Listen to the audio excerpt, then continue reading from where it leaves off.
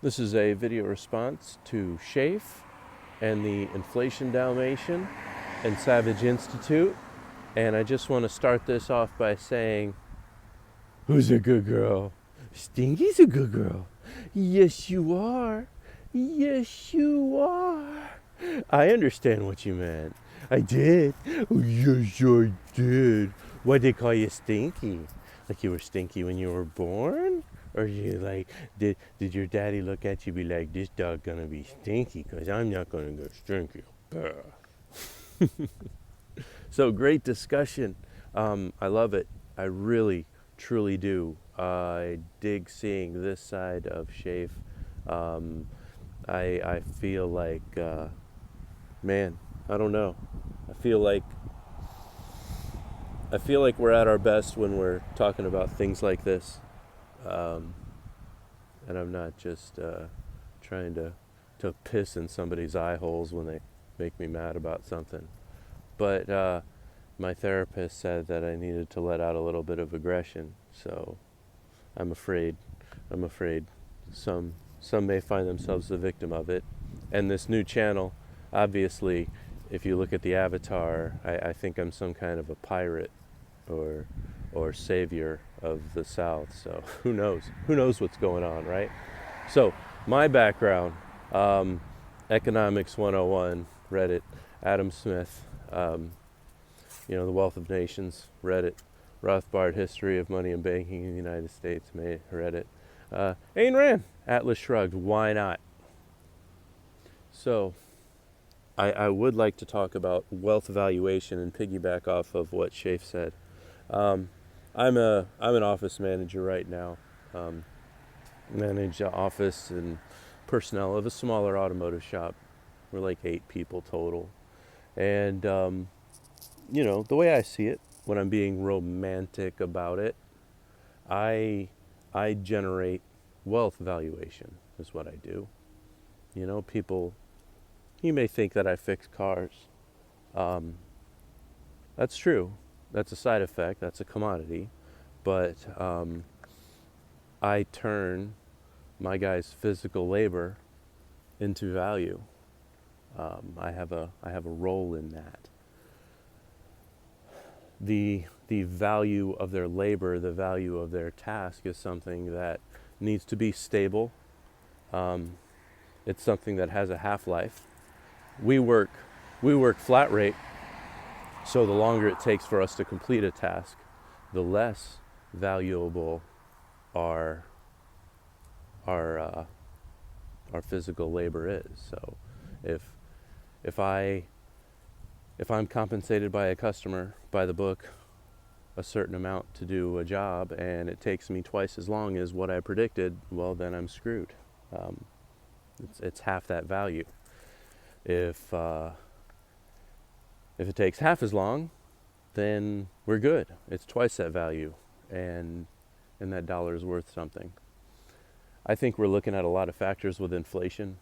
Florida passed a law where they were bringing minimum wage up to $15 per hour. Nationally, they're talking about minimum wage. You have supply chain breakdowns where supply and demand product valuation has changed quite a bit. CPI valuation is really something else, and it sucks for down here in Florida, my parents included. They live on a fixed income, so for fixed income people, man, inflation on that basket is brutal. The I don't want to say it's the cliche, but something that Al Gore talked about, like, let me introduce you to my old friend Gladys. Gladys has to choose between buying food or buying her medicine. So we're going to put that in a lockbox. So, yeah. The point is, does one end up leading to a collapse versus not a collapse? I don't know. I don't know what it does. Does a government-sponsored paycheck protection program giving out nearly $1 trillion to business owners, does that just introduce massive liquidation? Because My thought, and please you two correct me if I'm wrong, when I was talking about it with Robbie G, and we actually have a video on it in my old Lambdog 76 channel. We actually talk about the crash and how one of the biggest things was actually a liquidity crisis, as those mortgage-backed securities, as people were bailing on them, there wasn't enough money to support the fraudulent valuation. And that's what I'm trying to say about wage labor is, you know, to me, looking at it,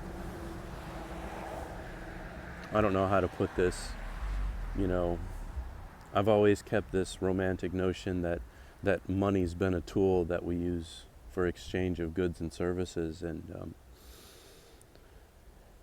I don't have much room for the people that jerk off and dance around the golden calf of speculation and how something should be worth more just because they paid for it.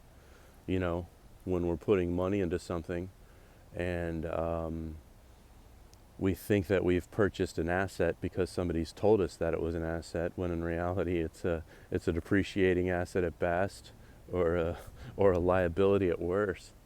Some of these videos that used to pop up on my YouTube feed for commercials, you know, they encourage people to get into real estate and buy a duplex. I'm like thinking about all these factors that can make buying a duplex and being a slumlord just be sucko.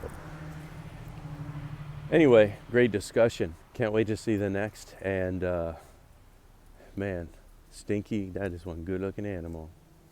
Yeah. I don't know if you'd make a good play date with Oscar though. Oscar's good with people, and he only likes dogs that are super cool, super chill.